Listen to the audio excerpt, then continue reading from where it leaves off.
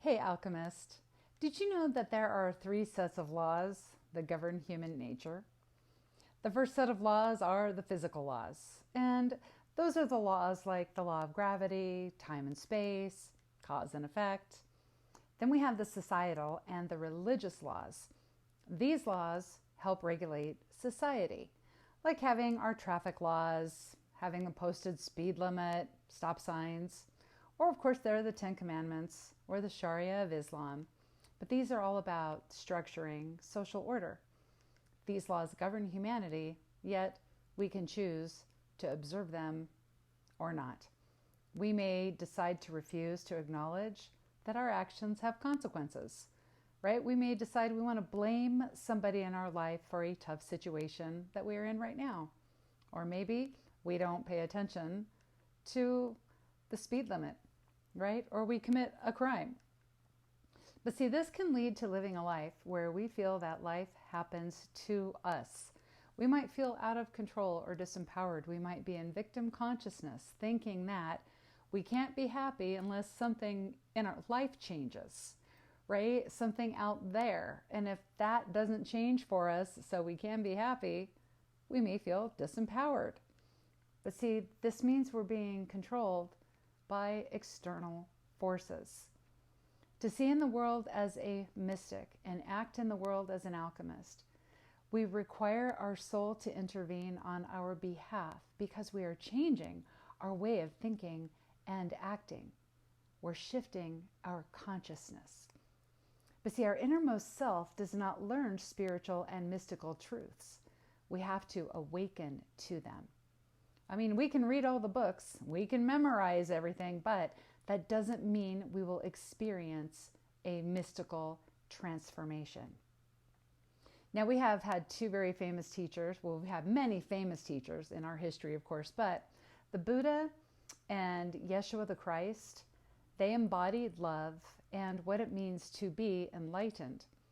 But not everyone could awaken to those spiritual teachings, right? Only those who could awaken to that wonder actually understood what they were being taught. Now, Carolyn May says this: the soul seeks to be in harmony with the mystical laws because creating in harmony with mystical consciousness results in a life that is governed by love and not fear, one in which your life's work reflects your strengths and talents rather than your limitations. We learn the mystical laws because we want to live a life governed by love and not fear, right? These are not laws we learn just to get through a crisis or to overcome a current challenge.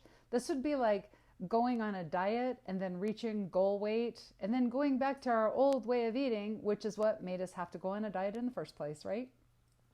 So we learn the mystical laws so we see in the world as a mystic, that God is everywhere present, everything that's ever been, everything yet to be, and that includes us. And that includes our ideas, inspiration, divine guidance, and direction. So we see in the world as a mystic, and we act in the world as an alchemist, meaning we stand in our authority. Like in this moment, right here and now, we decide nobody else is going to control how we show up to our life. No one else will control. No one in our current life, no one in our history, no betrayals in our history, no traumatic event will control how we show up now. Okay? So we're awakening to mystical law. Now, the first mystical law that I'm going to talk about today is that there is only now. And it's a law about being in the present moment. Now, I've first heard of this idea of the power of now, of course, from the Eckhart Tolle book, The Power of Now. But it is about being present. But at the time, I thought that this meant, well, you just sit and look and see where you are. And it's like, okay, well, I'm aware of my environment, right? And I thought it was just about awareness of where we are. But to me, I was thinking, but I have big dreams and I have places I want to go. I can't just sit around and stare at everything that's around me. I mean, that's really what I thought. But see, here's what I didn't understand at the time. Right here in this present moment, This is the only place that we can call forth the creative powers within us consciously. The present moment is our point of power, right? So to call forth these greater things, we have to get ourselves into the here and now. If we are in our history, we're not in the here and now. Okay, our history is what our reasoning mind creates through, right? If you want to call it your ego, in Unity we call it the little me, you could call it the adversary. But all the patterns that it lives by come from our history. And here's an example of some of these patterns that we live by. Maybe we take things personally, right? This is one of the 4 agreements. Don't take things personally, right? But maybe we do. That feeling like if somebody is, at work is kind of short with you, and then you start thinking, well, what did I do? Why are they treating me like this, right? Also, the need to blame someone is part of a pattern that we can carry, right?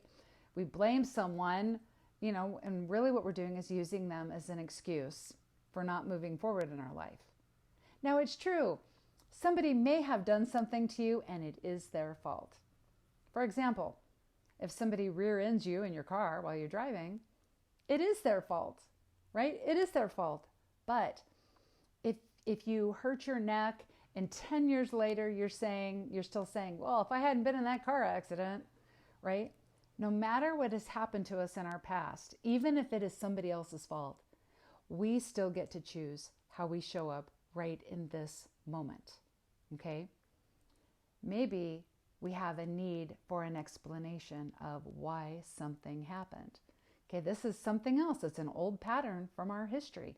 Needing to know why, needing closure for something.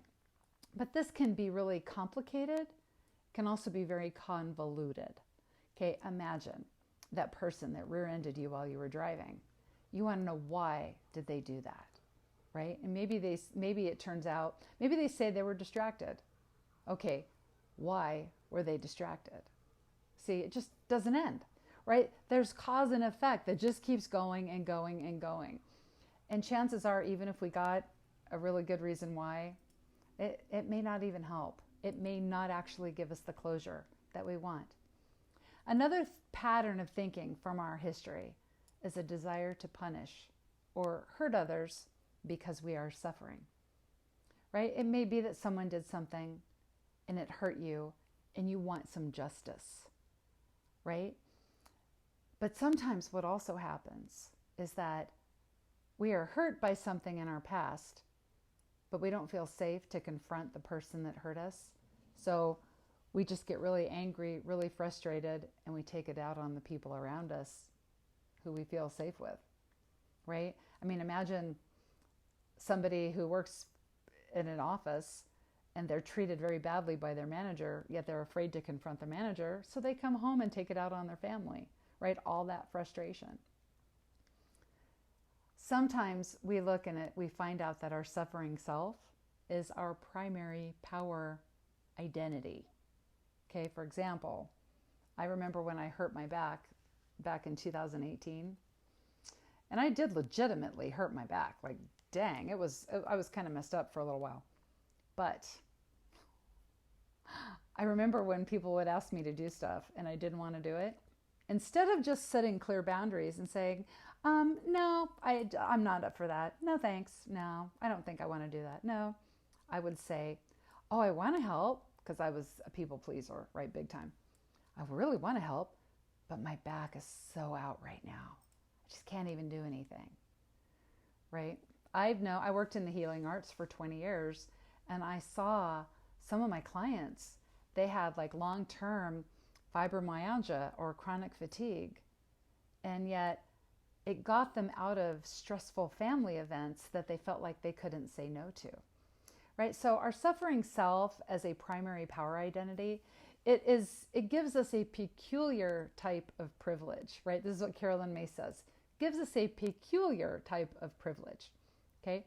Face it, pain and suffering, they do get us some attention. And sometimes we feel like we really need that attention. However, these patterns we live by, They are rooted in our history, right? They're rooted in our history. And if we are living in these patterns, if we are identifying with these patterns, right, in our history, it's like we're injuring the same wound over and over again. And you probably heard this quote, that if you don't heal what hurt you, you'll bleed on people who didn't cut you. Okay, so this is the power of being in the present moment. And this is why it is a mystical law.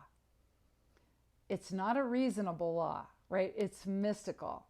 Because this is about being in the present moment, is about letting go of all of that history, letting go of all those patterns, so that we are healing ourselves, so that we are empowering ourselves.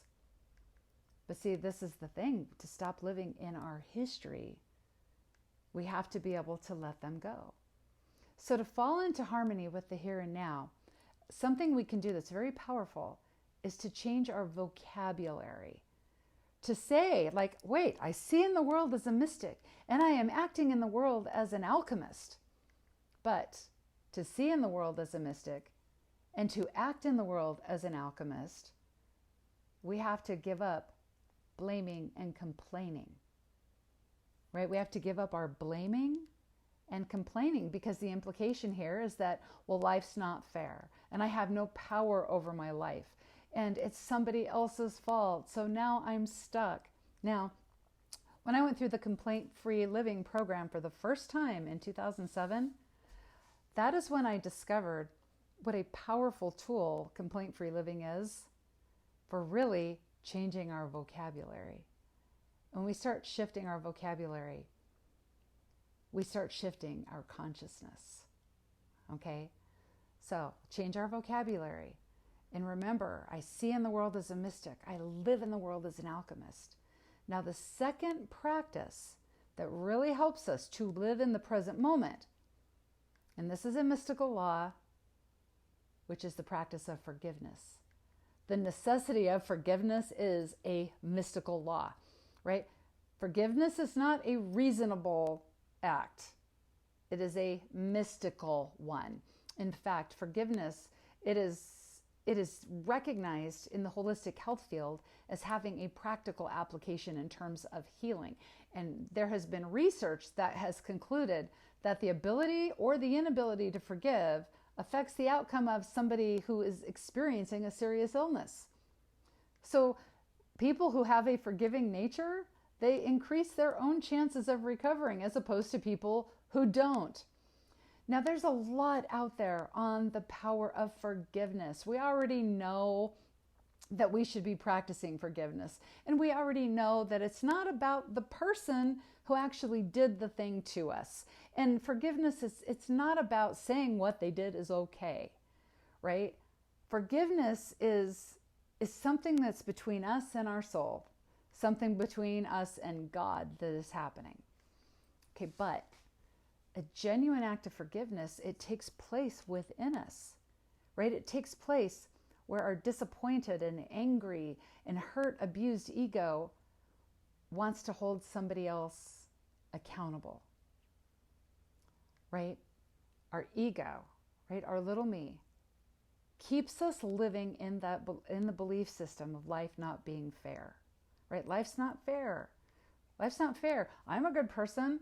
Bad things shouldn't happen to me, right? Bad things only happen to other people, right? Or I deserve payback. I deserve to get some justice for this horrible thing that happened to me, right?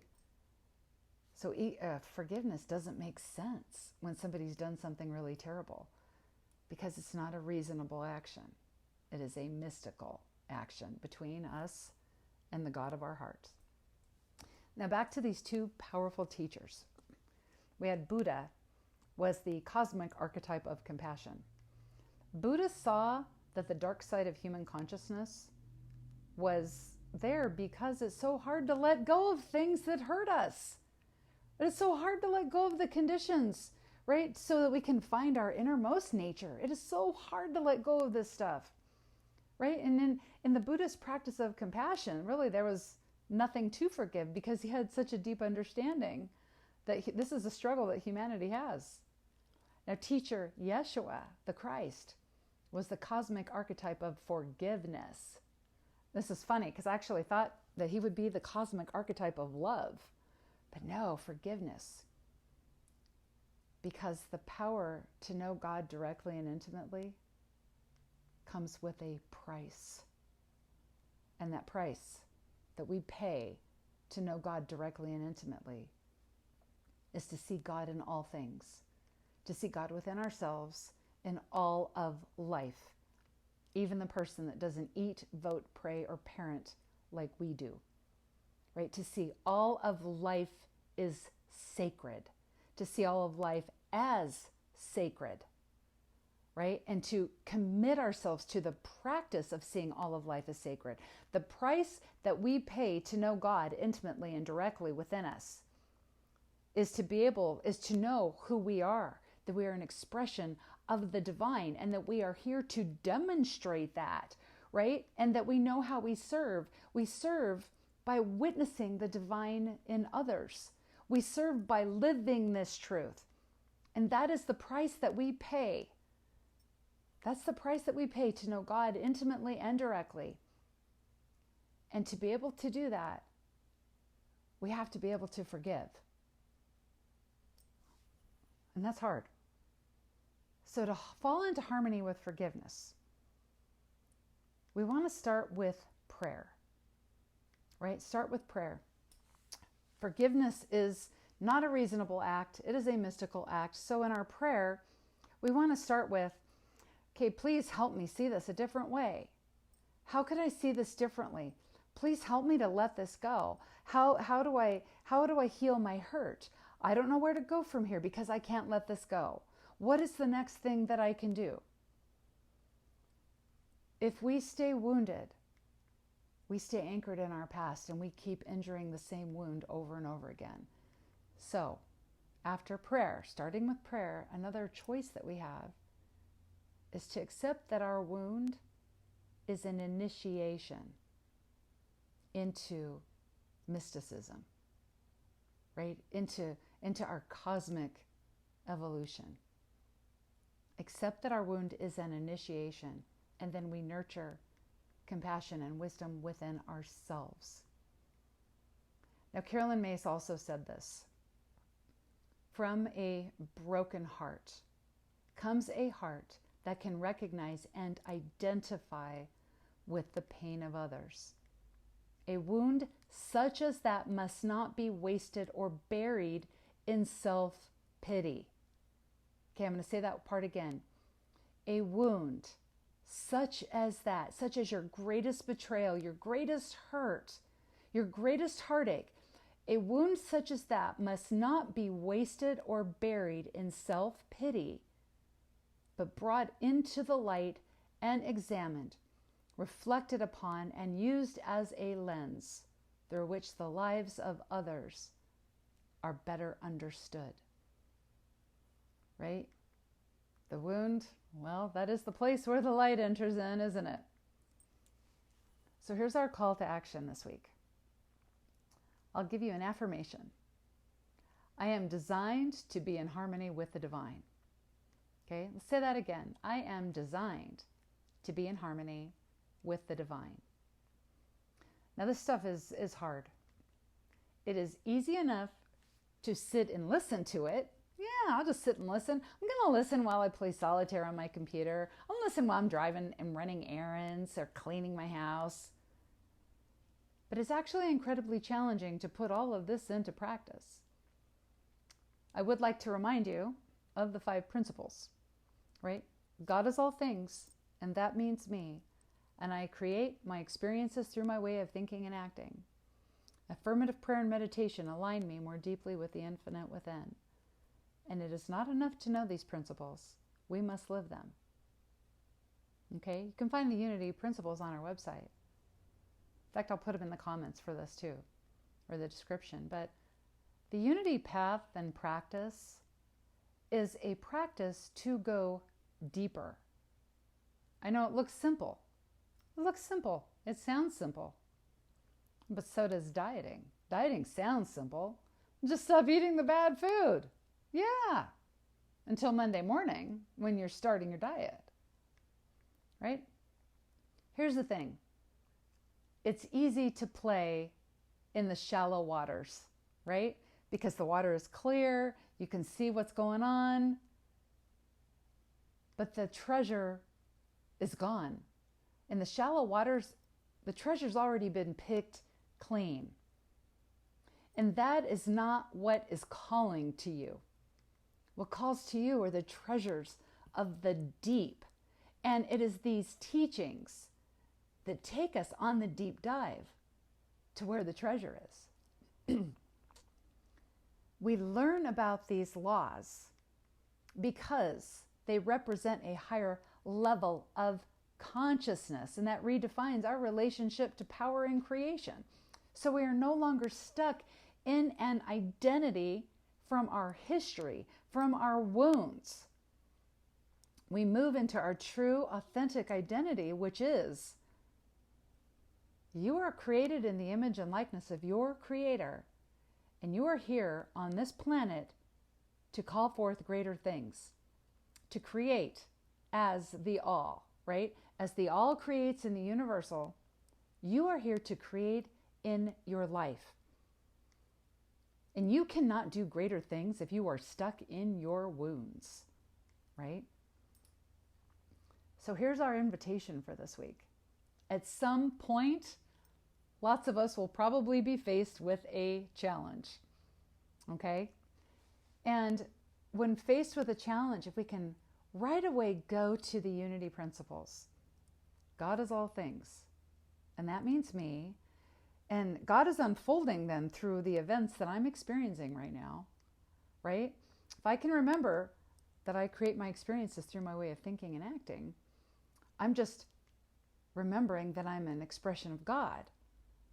And it's God, the God force is unfolding through me. And where I'm right now, where I stand right now, God is already here. And where I'm going, God is already there. And all the space in between, God is already there.